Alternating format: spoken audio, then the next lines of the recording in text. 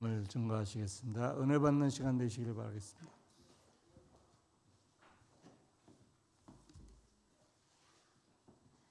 행복한 안식일입니다. 제가 교회에 가서 교과 시간에 이렇게 살펴보는 것이 있어요. 여성 교사가 있나?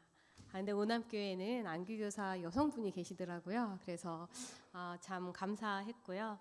또한 또 감사했던 것 중에 하나가 이렇게 자기의 재능으로 하나님의 예배에 봉사할 수 있는 이런 학생들이 있다라는 것을 보고 기분이 참 감동이 되고 기쁨이 있었습니다. 이렇게 찬양대와 함께 자신의 재능으로 예배에 봉사하는 이 아이들을 길러주시고 또한 지도해 주시고 그렇게 하는 교회에 참 은혜를 받게 됩니다. 또한 외국인 교회가 있다고 들었습니다.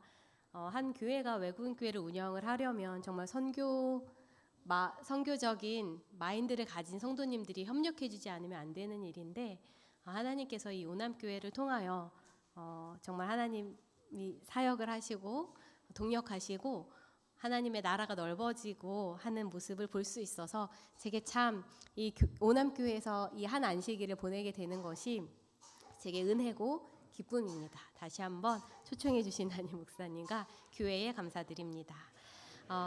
행복의 나침판을 선물합니다 라는 주제로 어제와 오늘 함께 말씀을 나누고 있는데요. 나침판은 여행자에게 정말 중요한 도구인데 사실 요새는 저희가 내비게이션이 있고 워낙 핸드폰으로 보는 지도가 잘 돼 있어서 필요가 없죠. 하지만 제가 저의 취미 중에 하나가 다이빙인데요. 바닷속에서 다이빙을 가이드하는 강사님들에게는 나침판이 필수입니다. 바닷속에서 방향을 알기 위해서 나침판이 필수예요. 나침판은 길을 잃었을 때 정확한 길로 저희를 다시 안내를 해줍니다. 여러분의 삶의 방향을 올바르게 인도해줄 그러한 나침판을 어제는 우리가 하나님께 매일 감사하고 서로에게 감사하고 또 나 자신에게도 감사하는 것이라고 말씀을 드렸습니다. 오늘의 제목은 행복의 날개, 회복 탄력성이라는 주제로 말씀을 나누고자 합니다. 먼저 공을 소개해 드릴 텐데요. 이 공의 이름은 무엇일지 한번 말씀해 주세요. 1964년 노먼 스팅글리라는 사람이 재미있는 공을 발명했습니다. 이 공은 탄성이 매우 강한 물질로 만들어져서 다른 공들에 비해서 훨씬 높이 튀어오를 수 있었습니다. 위키피디아 백과사전에 의하면 이 작은 공은 세게 튕겨질 때 3층 건물 높이까지 날아오를 수 있다고 합니다. 이 공의 이름은 무엇일까요? 탱탱볼 맞습니다. 또 다른 말로는 이제 얌체공이라고도 부르죠. 어디로 튈지 알 수가 없어서 이 공이 세게 튕겨질수록 높이 튀어오르는 이 힘을 물리학 용어로 회복 탄력성이라고 합니다. 그리고 심리학적 용어로는 사람이 어려운 일을 겪었을 때 다시 회복되고 다시 일어설 수 있는 그러한 힘을 설명하는 데도 이 회복 탄력성을 사용합니다. 성경에 이 회복 탄력성을 설명할 수 있는 성경절이 있을까 찾아보았을 때 오늘 함께 읽은 고린도후서 4장 7절에서 9절 말씀을 떠올리게 되었습니다. 여기에 기록된 대로 제가 다시 한번 읽도록 하겠습니다. 우리가 이 보배를 질그릇에 가졌으니 우리가 사방으로 우겨쌈을 당하여도 쌓이지 아니하며 답답한 일을 당하여도 낙심하지 아니하며 박해를 받아도 버림받지 아니하며 거꾸러뜨림을 당하여도 망하지 아니하고.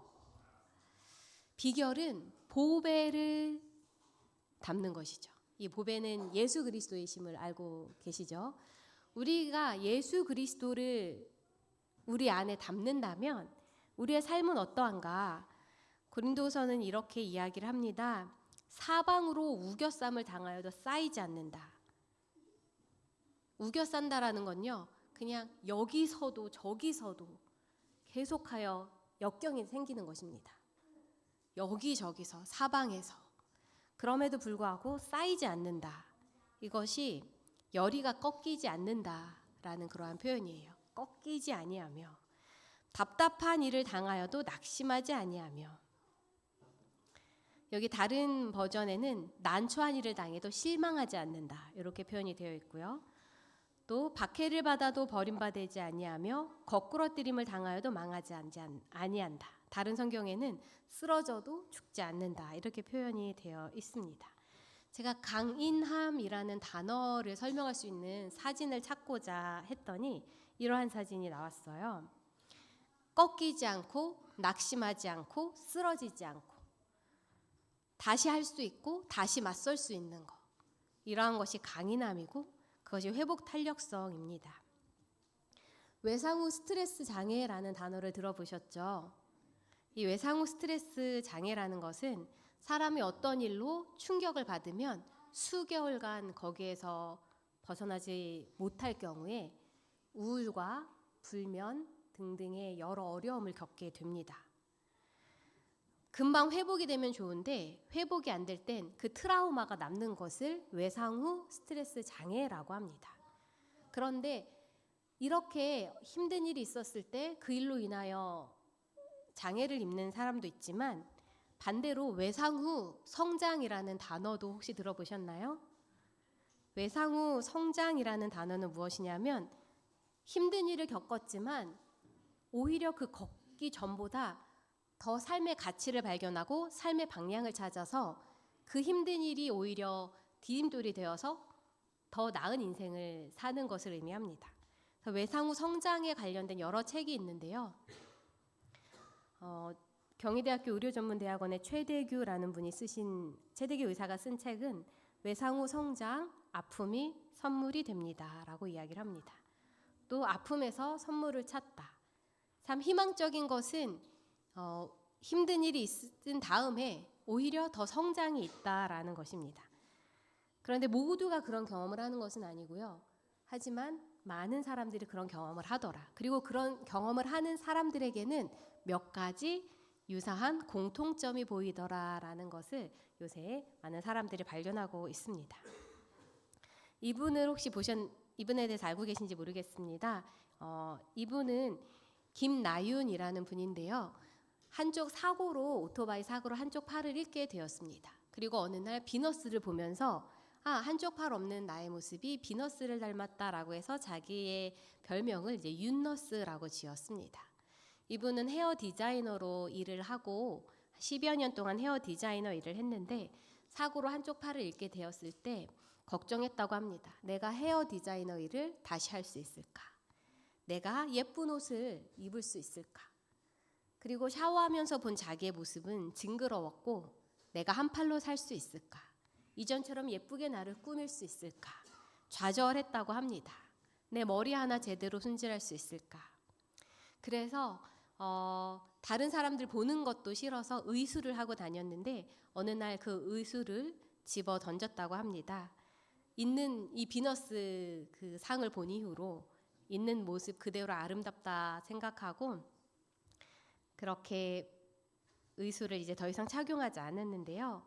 이분은 내가 이쁘게 꾸밀 수 있을까? 내가 다시 헤어 디자이너를 할 수 있을까? 좌절을 했지만 현재는 더 많은 그러한 활동들을 하고 있습니다. 먼저 유튜브 하고 있고요. 또한 강사로 활동을 하고 있습니다. 또한 보디빌더 대회에서 4년째 우승할 정도로 보디빌더를 하고 있고요. 그러다 보니 생활체육 지도자 자격증을 따서 또 생활체육 지도자도 하고 있고요. 또한 EBS의 세상을 비집고라는 프로그램이 있는데 이것은 4명의 장애인이 나와서 진행하는 프로그램입니다. 이 프로그램의 진행자로서 활동을 하고 있습니다. 좌절을 했지만 지금 내가 더 많은 일을 하고 있을 수 있는 비결에 대해서 이 김나윤 분도 감사에서 시작이 되었다라고 이야기를 합니다. 그리고 이렇게 말을 합니다. 지금은 한쪽 팔로 더욱더 많은 사람들을 안아주게 되었다. 이전에는 바쁘게 자기 일만 했는데 지금은 팔 하나를 잃었지만 나는 더 많은 사람들을 안아주는 그러한 활동을 하고 있다라고 이야기를 합니다. 제가 참 좋아하는 표현입니다. 무조건 당신 편이라는 책에는 이 외상 후 성장에 대해서 이렇게 한마디로 표현을 합니다. 그럼에도 불구하고 자기 삶을 다시 쓰는 것. 제가 정말 좋아하는 표현이에요. 그럼에도 불구하고 내 삶을 계속 써 나가는 것입니다. 그렇게 할 수 있는 힘이 우리에게 있다라는 것입니다. 하나님은 모든 사람에게 회복 탄력성을 허락하셨고요. 외상 후에 성장할 수 있는 능력을 약속하셨습니다. 그런데 이 외상 후 성장, 그럼에도 불구하고 다시 자기의 삶을 써 나가는 사람들에게는 공통적으로 발견되는 세 가지 공통점이 무엇이었냐면 바로 첫 번째는 긍정성과 낙관성입니다. 안 돼, 못해, 다 틀렸어 라고 말하기보다는 좋은 일이 생길 거야 이렇게 스스로 긍정적으로 생각할 수 있는 것이었습니다. 두 번째는 지지 집단이 있는 것이었습니다. 옆에서 돌봐주고 위로해주고 용기 주고 해주는 집단이 있다는 것이었어요. 그것이 친구든 가족이든 교회든 그러한 지지 집단이 있을 때 이분들이 회복 탄력성이 있더라. 세 번째는 종교입니다. 종교를 통해서 믿음을 가지고 희망을 가질 수 있다라는 이 공통점을 발견하게 되었습니다. 그럼 이 긍정성과 낙관성, 지지 집단, 종교 이 세 가지가 다 어우러지는 집단이 있다면 어디일까요? 저는 그것이 가정이 되어야 되고 교회가 되어야 된다고 생각을 합니다. 이 가족과 교회가 믿음 공동체로서 서로에게 긍정성을 심어주고 개발시켜주고 이해해주고 격려해주고 용기주고 또 자신의 경험을 공유하면서 삶의 지혜를 서로 나누고 할 수 있다고 용기주고 내가 도와줄게, 내가 기도해줄게, 우리 예수님 믿고 다시 한번 일어서자, 우리 같이 예수님 떠나지 말고 예수님 믿고 용기 내자, 이렇게 긍정성과 낙관성을 심어주고 용기 주고 믿음을 북돋워주는 사람들이 옆에 있다면 그 사람들은 역경에서 오히려 더 이전보다 성장을 할 수가 있습니다. 그래서 우리 가족이 이러한 믿음의 공동체가 되면 좋겠습니다. 우리 교회가 이렇게 용기 주는 믿음 공동체가 되면 좋겠습니다. 긍정성과 낙관성을 또 다른 말로 자존감이라고 합니다. 그리고 자존감이 높은 사람들은 특징이 있는데 그 중에 5가지를 소개해드리면 자존감이 높은 사람은 자기를 비난하지 않는데요. 내가 왜 그럴까? 나는 왜 이럴까? 나는 왜 이렇게 이것도 못할까? 자존감이 높은 사람은 이렇게 자기를 비난하지 않고 그럴 수도 있지, 다음에 다시 해보지, 이렇게 유연하게 대처를 합니다. 그리고 다른 사람으로부터 무시를 받아도 크게 위축되거나 상처받지 않는데요. 감정이 상했을 때는 스스로를 공감하고 스스로를 위로할 수 있다고 합니다. 또한 내가 소중한 만큼 다른 사람도 소중하게 여긴다고 합니다. 또한 비교당할 때 잠시 의기소침해 줄 수는 있지만 곧 괜찮아진다고 합니다. 마음이 튼튼한 거죠. 높은 자존감을 가진 사람의 특징이라고 합니다.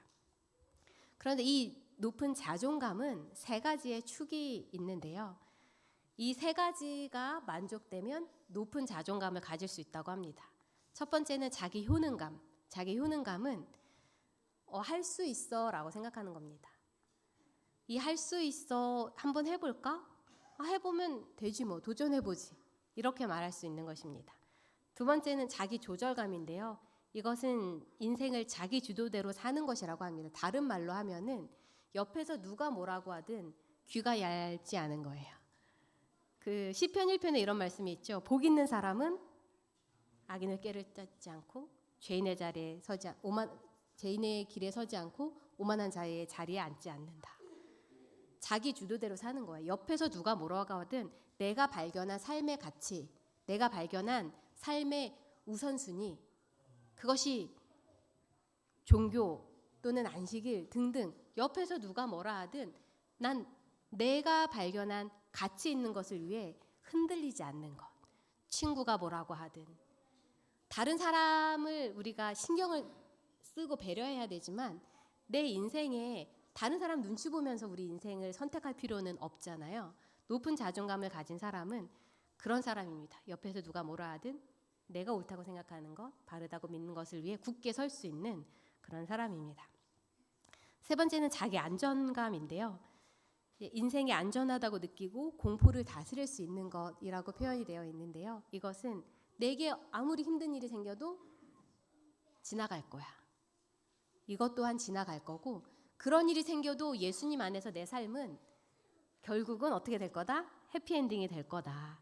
내 인생은 예수님의 인도 따라 가는 방향이 있을 거다.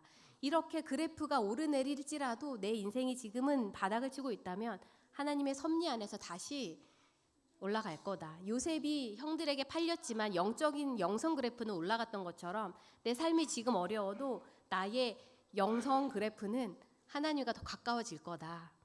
그렇게 자신이 할 수 있다라고 생각하고, 또한 어떤 것에서 흔들리지 않고 나의 가치를 지킬 수 있고, 힘든 일이 생겨도 하나님 안에서 긍정성을 가지며 내 삶은 이대로 무너지지 않고 결국은 하나님이 다시 세우실 거다라고 믿으면 우리는 높은 자존감을 갖게 된다고 합니다. 그래서 이 세 가지를 개발시켜 줄 수 있는 곳은 믿음 공동체예요. 가정에서, 교회에서. 첫 번째로 쉬운 것은 서로 인정하는 말을 해주는 것입니다. 두 번째는 하나님의 말씀으로 양육되어지는 것입니다. 먼저 우리가 나눌 수 있는 말에 대한 말씀인데요. 그늘없는 가정 177쪽에 이런 말씀이 있습니다. 인정하는 표정과 권장하거나 칭찬하는 말은 자녀들의 마음의 햇빛과 같아서 그들을 하루 종일 기쁘게 해줄 것이다. 지금 햇빛에 비친 이 식물이 참 빛이 나죠. 햇빛이 비치면 빛이 납니다. 제가 청평교회에 있을 때 사택은 햇빛이 정말 잘 들어왔어요. 통창이 있었고요. 큰 거실창 밖으로 호명산이 보여가지고 봄에는 초록색, 가을에는 알록달록, 겨울에는 하얀 산. 그냥 거실에 그냥 하나님의 예술 작품을 항상 봐왔는데요. 거기에서 햇살이 쫙 들어올 때 키우던 그 화분이 아주 반짝반짝 빛이 났습니다. 근데 제가 지금 살고 있는 집은 정북향이에요. 그것도 건물이 있어서 잘 안 들어와요. 어떻게 됐을까요, 식물이? 제가 이제 그냥 식물은 베란다에 놔야지. 그리고 이제 정북향에 뒀더니 흔들기만 하면 이파리가 후수 떨어지는 거예요. 근데 엄마가 이거를 저쪽 방으로 옮겨라. 그쪽은 이제 서향이었어요. 어쨌든 해가 질 때 빛이 들어와요. 옮겼더니 다시 반짝반짝 윤기가 나고 이파리가 튼튼하게 붙어 있더라고요. 이렇게 흔들었을 때 그 정북향에 있을 때는 막 이파리가 후두두두 떨어진 충격적인 모습이었습니다. 근데 우리가 서로에게 하는 인정하는 표정으로도 말을 하죠. 그렇죠? 말로도 말을 하지만 눈빛으로도 말을 하고 입 모양으로도 말을 합니다. 우리는 그거를 비언어적 의사소통이라고 해요. 말을 하지 않아도 이미 표정으로 나 화났어. 난 너가 못마땅해. 또는 너 너무 예쁘다. 사랑스럽다. 우리는 표정으로도 말을 합니다. 근데 참 우리 엘렌 G 화이트이 우리에게 남겨주신 영감의 글에는 이런 것들이 다 들어가 있어요. 표정과 칭찬하는 말은 자녀들의 마음 햇빛과 같다. 우리 아이들이 반짝반짝 빛이 나고 어려움에도 굳건하게 나무에 붙어 있을 수 있는 그러한 힘을 준다라고 이야기를 하고 있습니다. 그래서 우리는 서로에게 격려와 칭찬을 많이 해야 합니다. 특히 사춘기 아이들에게 더 격려와 칭찬을 많이 해야 되는 것이, 어릴 때는 나는 왕자야, 나는 공주야 이렇게 자존감이 높다가 커가면서 저 친구는 이것도 잘하는데 나는 왜 못할까? 저 친구 나보다 더 예쁜 것 같아. 저 친구가 더 인기 많은 것 같아. 이러면서 사춘기 때 자존감이 조금 하락이 될 수 있다고 합니다. 그래서 그런 아이들에게 더 많은 격려와 칭찬의 말을 해주어야 합니다. 남자분들은 퇴직 후에 자존감이 많이 하락된다고 합니다. 그래서 퇴직 후에도 그동안에 했던 것에 대한 그 기여에 감사하고 지금도 여전히 감사하고 여전히 우리 집안에 중요한 사람이라고 이야기를 해줘야 됩니다. 여자들은 매 순간에 해줘야 됩니다. 젊을 때나 또한 임신했을 때나 출산했을 때나 나이가 들었을 때나 여자는 매 순간 칭찬의 말을 해주어야 된다고, 더 많은 말이 필요하다. 연약한 그릇이기 때문에 더 그렇게 해주어야 된다고 합니다. 저희 남편이 자존감이 높아요. 그래서 제가 살기가 참 편합니다. 내가 상처다는 말을 해도 저희 신랑은 크게 신경을 쓰지 않아요. 근데 저희 남편의 자존감을 세워준 건 저는 저희 어머님이라고 생각을 합니다. 어제도 말씀을 드렸지만 이제 작년 생일에도 똑같은 인사를 드렸어요. 어머님 저희 신랑 낳아주시고 길러주셔서 감사합니다. 그때 어머님 하셨던 말씀은 내가 키웠니? 하나님이 키워주셨지. 그 말을 듣는 순간 이 사람은 하나님이 키워준 사람이 되는 거예요. 저한테도. 그리고 저희 남편이 이제 그 지멘스라는 회사에 있는데 본사에 있다가 이제 그 모 회사에서 자회사로 인사 이동이 되었습니다. 근데 그 자회사는 적자 회사였어요. 그래서 임금 인상도 없고요. 명절 선물도 없어요. 그래서 어머님 저희 남편 이제 그 지멘스 에너지로 가는데요. 거기는 월급 인상이 없대요. 연봉 인상이 없대요. 그리고 명절도 없대요. 여기 적자 회사래요. 그래가지고 지금 그 회사로 간 몇몇 사람들은 기분 나빠서 퇴사했대요. 이렇게 이야기를 했어요. 근데 저희 어머님이 이렇게 이야기하더라고요. 그렇니? 이제 그 회사 저희 남편 이름이 민혁기인데요. 민혁기가 갔으니까 흑자 될 거야. 내가 그렇게 기도할 거야. 우리 어머님이 이렇게 말씀하시는데 저 신랑이 얼마나 용기가 됐겠어요. 1년 안에 흑자가 됐습니다. 우리는 이게 우리 어머니의 기도 때문이라고 생각해요. 우리 어머니의 기도가 이 회사를 흑자 됐다고 만듭니다. 생각합니다. 그래서 이렇게 인정하는 표정, 인정하는 말, 칭찬하는 말은 정말 어마어마한 에너지가 있어요. 햇빛과 같다. 어마어마한 에너지가 있는 것입니다. 성경에는 이런 말씀이 있죠. 또 아비들아 너희 자녀를 노엽게 하지 말고 오직 주의 교훈과 훈계로 양육하라. 많은 분들은 이 말을 따라서 혼냅니다. 화를 내고 꾸짖고. 그런데 왠지 교훈, 훈계하면 혼나야 될 것 같아요. 어렸을 때 그렇게 많이 혼났으니까 꼬집히고 막. 그런데 세자녀 지도부에 보면은 길어서 제가 색깔을 다르게 칠한 부분만 설명을 드리면 빨강색은 하지 말라는 거예요. 교훈과 훈계는 거칠게 하거나 사나운 말로 하는 게 아니다라는 것입니다. 교훈과 훈계는 노란 부분을 긁을게요. 친절하게 교훈을 하는 거고요. 친절하고 온유한 태도로 하는 거고 단호히 하지만 친절하게 하라는 거예요. 그러니까 교훈과 훈계는 어떻게 하는 거예요? 친절하게 하는 겁니다. 근데 이렇게 한국이 유교적인 사상이 강하기 때문에 이렇게 우리가 잘하지 못했고 또 이렇게 이런 부분을 많이 신경 쓰지 못했어요. 교훈과 훈계를 그냥 이 한국의 문화 속에서 이해했어요. 그런데 이 하늘의 문화는 교훈과 훈계는 친절히 하고 거칠게 하는 것이 아니다라고 이야기를 하고 있습니다. 파란색 부분을 보면 아이들은 옳고 그른 것을 언제나 분별하지는 못한다. 맞죠? 아이다운 무지를 고려하라. 그리고 자녀들은 연령으로나 경험으로나 어리다는 것을 기억하라. 그렇기 때문에 사납고 거칠게 하지 말고 온유하고 친절하게 하라라고 이야기를 합니다. 근데 이렇게 하는 게 여러분 어렵죠? 그럴 때 우리가 의지할 수 있는 것은 하나님의 말씀입니다. 베리 블랙 목사님 잘 아실 텐데요. 1948년생이라고 하고요. 메릴랜드 볼티모어에서 출생을 했고요. 27년간 미 해군의 원목을 하셨고 현재까지 2003년도부터 미 상원의 원목을 하고 계신 분인데 저서로는 빈민가에서 꿈의 소년으로라는 책이 있습니다. 이분은 자랑스러운 재림교인으로서 미 상원의 원목으로 계신 분이죠. 근데 이분이 나의 삶에 영향력을 미친 것은 말씀이다라고 이야기를 해요. 그리고 그 말씀을 암송하도록 자기를 훈련시킨 사람은 이제 엄마다라고 얘기를 하죠. 이분은 이제 아버지 없이 엄마에게 교육을 받았습니다. 그러면서 어머니가 어떻게 말씀으로 교육했는지 영상을 볼 텐데요. 이게 이제 영어여서 밑에 한글 자막이 나가기는 합니다. 그래서 자막으로 내용을 봐주시면 되겠습니다. My mother motivated my siblings and me to study the Word of God. She provided us with a monetary 잘 안 incentive, 보이시면 제가 5 읽어드릴까요? cents for every verse you memorized. So if you would enter our 만약에 여러분이 domicile, 저희 집에 you would 오셨다면 find my 저와 siblings 제 and me 형제들이 searching the 성경 Word 말씀 of 중에 God for short 가장 짧은 Bible 성경절을 verses. 찾느라고 정신없는 걸 보셨을 겁니다. 한 절당 I know 5센트를 every 줬어요, short 엄마가. Bible verse in 그래서 the 저는 book, 성경에서 okay? 짧은 절들을 다 My 알고 favorite 있습니다. Bible verse is not John 제가 가장 3:16, 좋아하는 it is 성경절은 John 요한복음 11:35. 3장 Jesus 16절이 wept. 아니고 Powerful verse. 예수께서 우시더라. Powerful verse. 강력한 말씀입니다. I love Luke 17:32. 저는 누가복음 17장 Remember 32절도 Lot's wife. 좋아합니다. Powerful 롯의 verse. 아내를 기억하라. Powerful verse. 아주 강력한 구절입니다. 1 Thessalonians 5 is a 데살로니가전서 treasure 5장은 trove. 보물섬 Quench not the 수준입니다. spirit. 성령을 Rejoice 소멸하지 말라. evermore. 항상 In 기뻐하라. everything give 범사에 thanks. 감사하라. Despise not prophesying. 예언을 In 멸시하지 fact, 말라.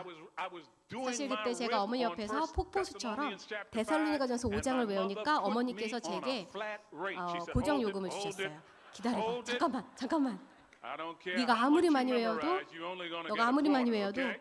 25센트 이상 안 줄 거야. 알았지? But my mother knew what she 그러나 was 저희 doing. 어머니는 저에게 One 성경을 day I memorized 뭘 통해 1 깨닫게 하고자 한 게 Peter 있었습니다. 1, 베드로전서 18 1장 and 18, 19. I was 19절을 only 10 외웠을 years of 때 age. 제 It 나이는 says, "And we 10살이었어요. are redeemed 너희 조상이 not with 죄송합니다. 답을 corruptible 읽었는데. things such as silver and gold." 잠깐만 돌아갈게요.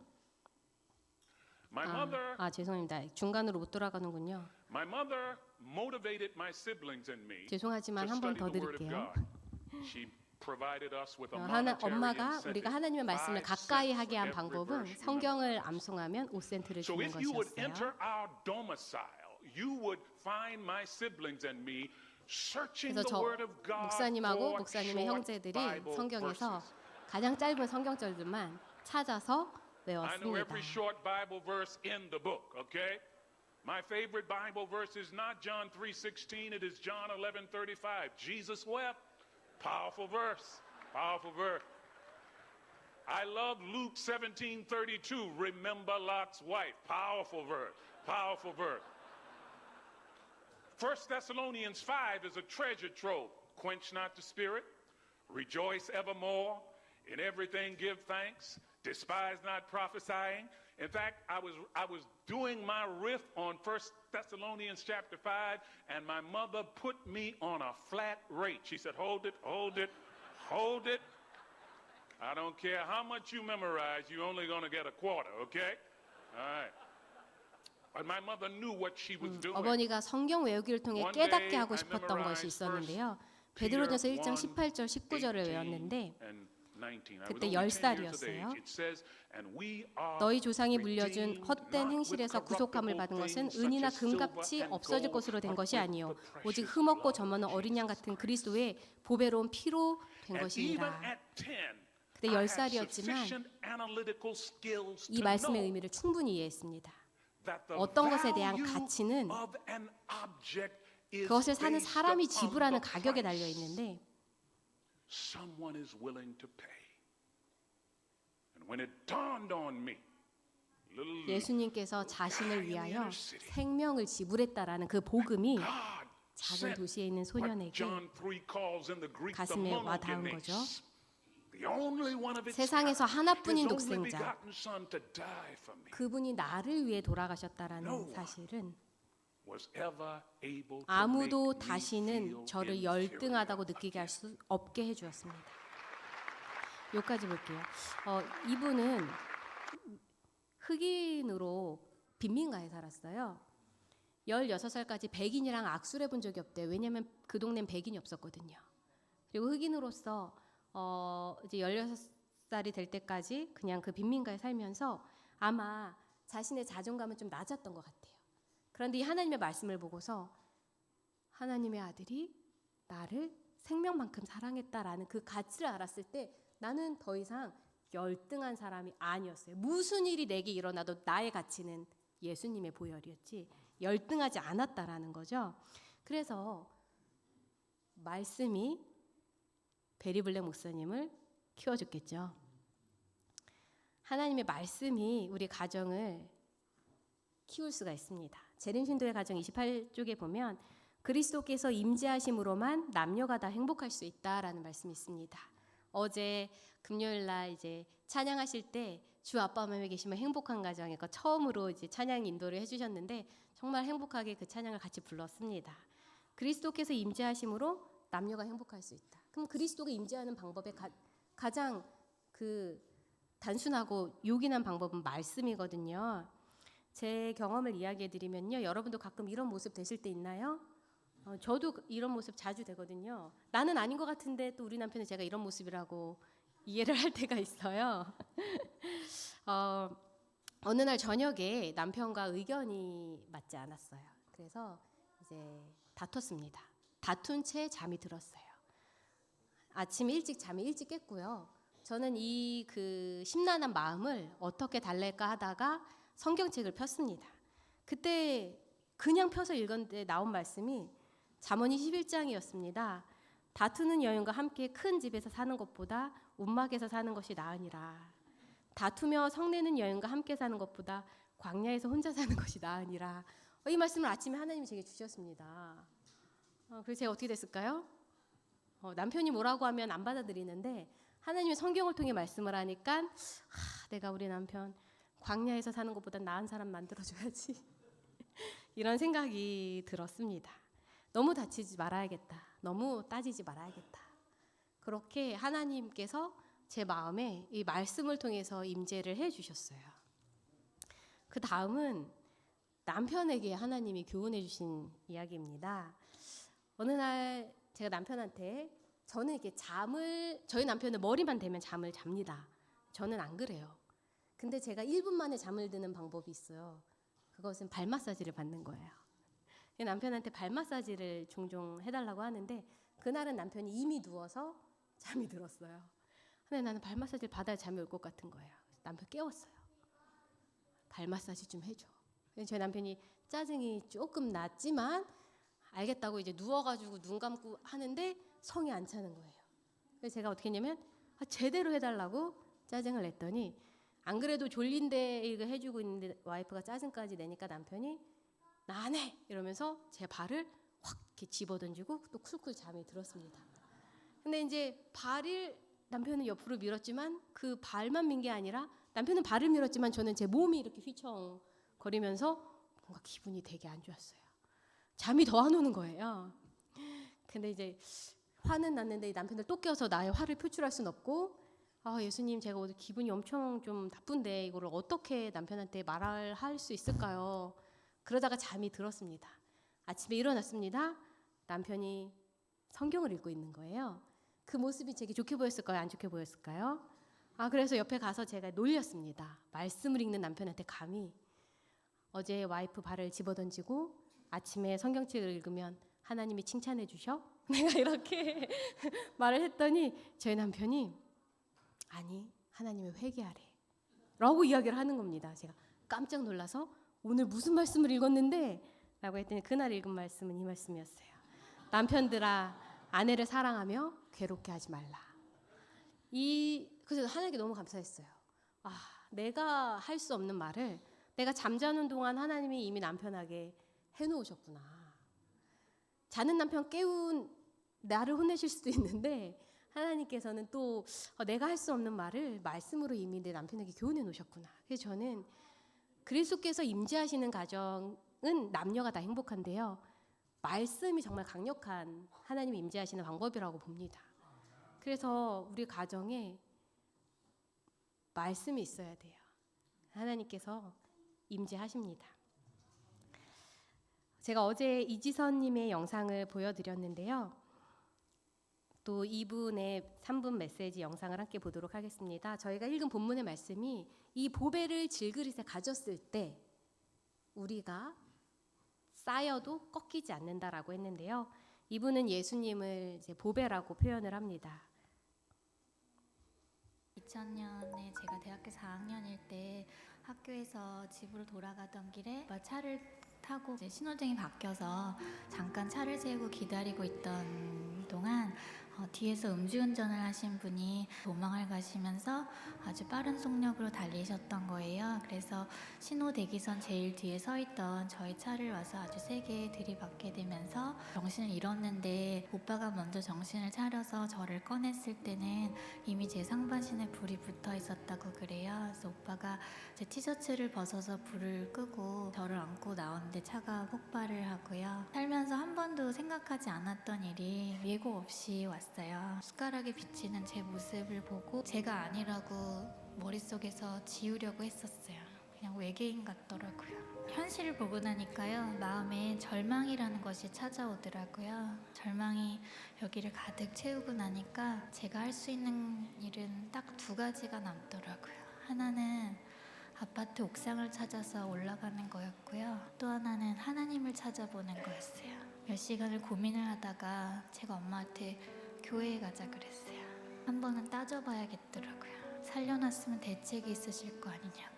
몇 시간을 물었는데요, 하나님 대답이 없으시더라고요.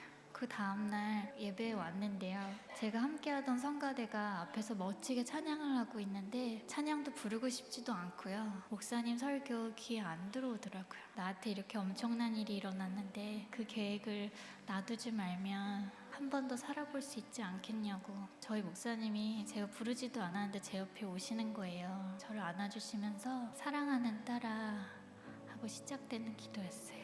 저조차도 저를 사랑할 수 없을 것 같은 그런 모습을 하고 있는 저에게 하나님 사랑한다고 고백하시는 거예요. 두 가지 약속을 하셨어요. 너를 세상 가운데 반드시 다시 세우겠다고. 병들고 힘들고 약한 자들에게 희망의 메시지가 되게 할 거라고 말도 안 되는 얘기를 하시는데요. 나는 할 수 없는 일이지만 성경 속에 살아계신다고 말씀하셨던 그분이 진짜로 지금도 살아있다면 그분이라면 하실 수도 있을 것 같은 제 믿음이 생기는 거예요. 한때 깨어져서 산산조각이 난 듯던 그릇이지만 예수님께서 그 조각을 다시 다 주셔서 저라는 그릇을 다시 만들어 주셨어요.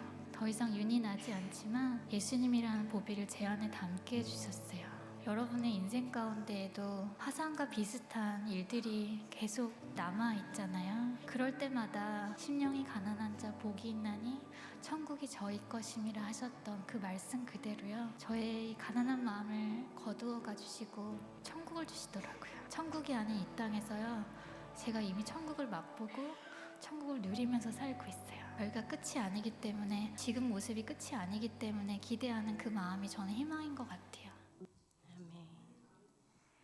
예수라는 보배를 담았더니 나는 할 수 없지만 그분이라면 하실 수 있을 것 같은 희망이 생겼다는 이 고백은 저는 정말 수번 봐도 항상 그 감동이 제게 있습니다. 회복 탄력성을 하나님께서는 모두에게 주셨어요.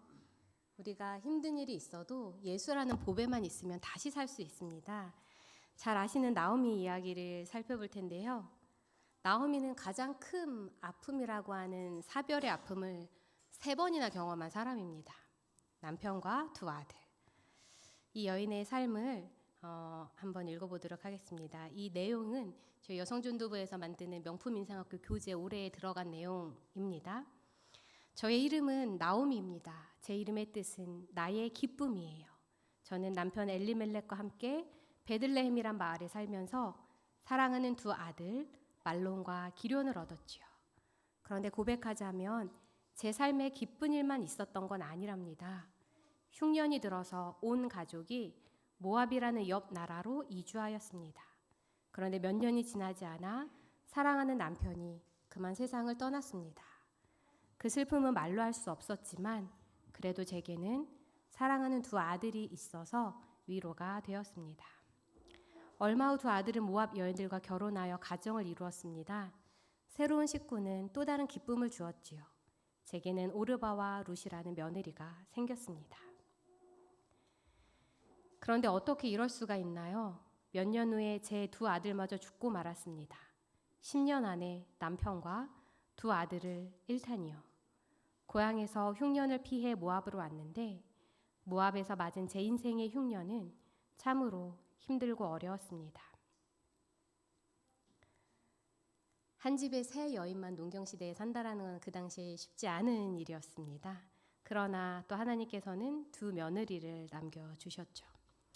남편도 2 아들도 잃은 모압에서의 삶이 참 고달팠습니다. 저는 고향 생각이 간절하여 다시 베들레헴으로 돌아가고자 했습니다. 2 며느리는 그들의 고향인 모압에 머무르는 것이 좋을 듯 싶어 친정으로 돌아가라고 권했습니다. 성경에 보면 나의 이 아픔을 너희들과 나눌 수 없다라고 이야기를 해요. 그러니까 나랑 있으면 고생이니 가라라는 겁니다. 큰 며느리 오르바는 눈물로 작별 인사를 하고 돌아갔고 룻은 한사코 거절하며 나와 함께 여호와를 섬기겠다고 하였습니다. 룻의 굳은 결심을 보니 더 이상 말릴 수가 없어 함께 왔지요. 저는 빈손이 되어 돌아왔지만 너무나도 고맙고 착한 며느리 룻이 함께 있어 하나님께 감사했습니다.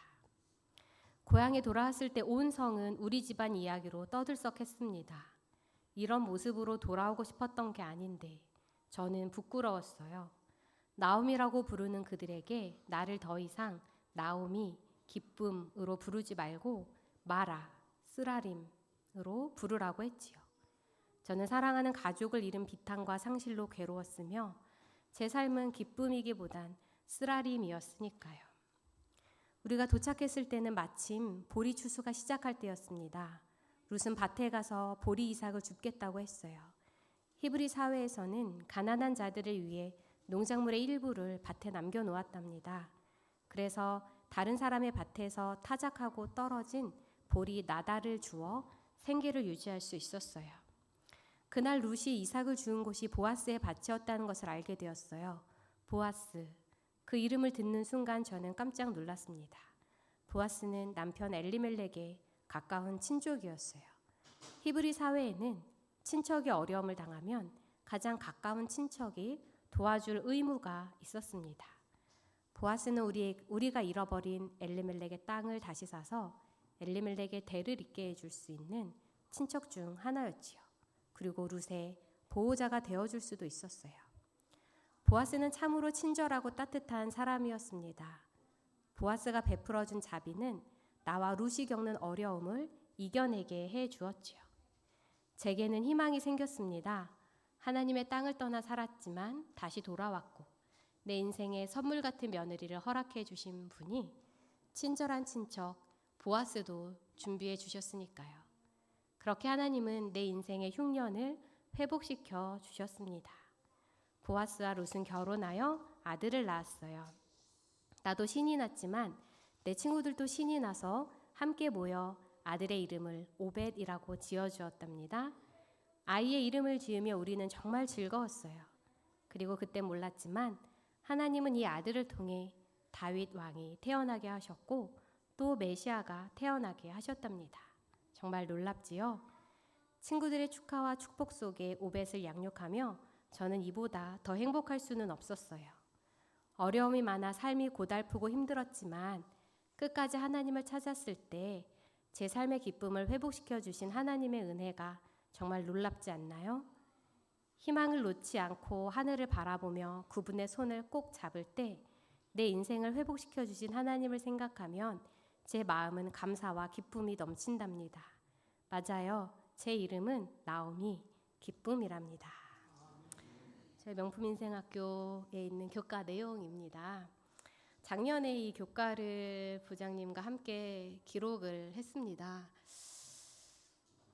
정말 한 사람이 겪을 수 있는 가장 큰 아픔이 사별인데 이 룻은 3번을 겪게 되었죠.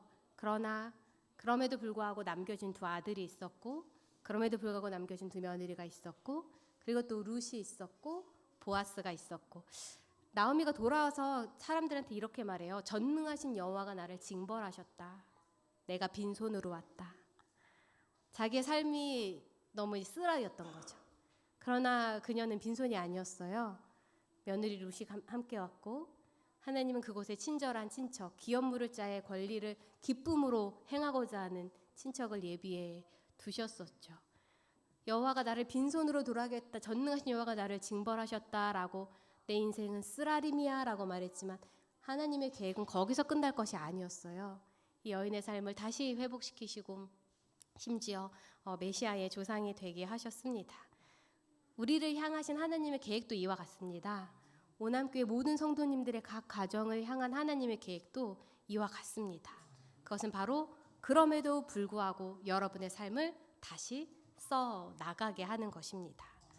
왈시라는 사람은 심리학자는 이렇게 표현했습니다. 회복 탄력성은 삶의 고난과 시련을 견뎌내며 그것을 딛고 일어서는 능력이다. 이 능력은 어디서 오냐면 내게 능력 주시는 자 안에서 내가 모든 것을 할 수 있느니라. 이 능력은 하나님이 주십니다. 하나님은 우리의 피난처요 힘이시니 환난 중에 만날 큰 도움이시라. 하나님 우리의 능력이시고 우리의 도움이 되십니다. 이 하나님을 우리 가정에 모시는 것이 하나님이 우리에게 주시는 회복 탄력성이라는 선물입니다. 헤세드라는 단어를 들어보셨을 텐데요. 헤세드라는 단어는 성경에 은혜, 긍휼, 자비, 친절, 인자, 자애, 선함, 선대, 호의, 동정 등으로 우리가 번역이 되었고 또 이해할 수가 있습니다. 성경은 헤세드의 역사예요. 하나님께서 나오미에게 그 룻을 주신 것도 헤세드고요. 보아스를 만나게 하신 것도 헤세드입니다. 다윗이 우리아를 죽이고 회개했을 때 용서하신 하나님의 헤세드가 없었다면 다윗은 어떻게 됐을까요?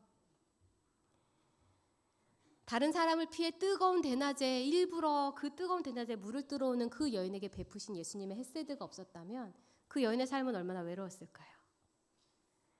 그러나 하나님 모든 사람에게 이 헤세드를 예비해 두셨습니다.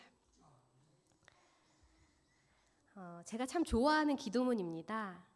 우리 하나님을 알게 하는 기도문이죠. 자녀가 바람의 시원함, 나뭇잎의 싱그러움, 동물의 사랑스러움을 알게 하소서. 바다의 광활함, 하늘의 높음, 땅의 포근함, 생물의 신비함을 알게 하소서라는 기도문이 있는데요. 저는 이 기도문을 너무 좋아해요.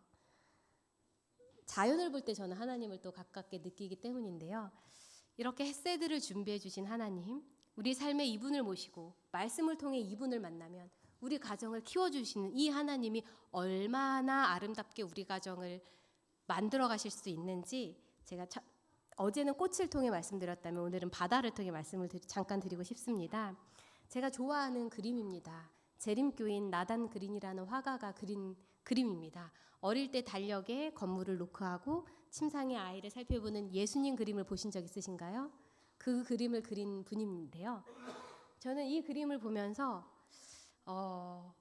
어떤 생각을 했냐면 보이지 않는 바닷속도 이렇게 아름답게 만드신 하나님이시라면 내 인생 이분께 맡기면 염려 없겠다. 내 인생 이렇게 아름답게 만들어 가시겠다라고 생각을 했습니다. 저는 제 동생이 10년 이상 다이빙 강사를 했었기 때문에 동생 보러 필리핀에 갔다가 다이빙을 접하게 되었어요. 동생 아니었다면 바닷속을 볼 일이 없었을 텐데 그렇게 해서 바닷속을 갔다 와서도 정말 밖에서는 검푸른 물결에 거뭇거뭇한 바위만 있지만 그 속에 들어가면 전혀 새로운 꽃동산을 만들어주신 하나님을 보면서 큰 은혜를 받았었는데요. 제가 바다 생물 중에 좋아하는 것이 달팽이에요. 이러거든 바다 달팽이입니다. 갯민숭 달팽이인데요. 이렇게 신기한 모습의 달팽이가 이 바다에 살고 있답니다. 초록색은 쌀알 만한 사이즈여서 맨눈으로는 찾기가 어려워요. 전문가가 아닌 이상은. 근데 양을 닮았고요. 두 번째 노란색은 그 포켓몬의 피카츄라고 들어보셨을 텐데 그 피카츄가 이걸 보고 만든 거예요. 이 달팽이를 보고 만든 겁니다. 그 밑에는 상추처럼 보이는 이 파란 아름다운 것도 달팽이에요. 달팽이 몇 개를 영상으로 보여드리도록 하겠습니다. 사진과 영상이 또 느낌이 다르거든요. 바다 달팽이의 또 다른 별명은 바다 토끼예요. 이거는 사운드 안 나도 돼요. 이거는 하늘소 갯민송 달팽이고요. 얘가 양, 그냥 줄여서 양, 전문 이름은 어려워서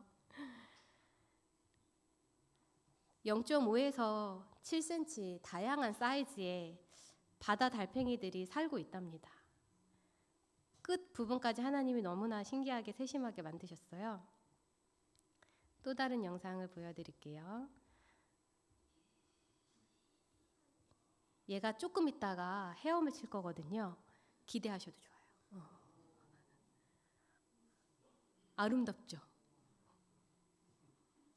창조주 하나님의 창조력과 창의성이 어마어마합니다. 얘는 이제 버터플라이 누디브랜치 나비를 닮은 달팽이입니다.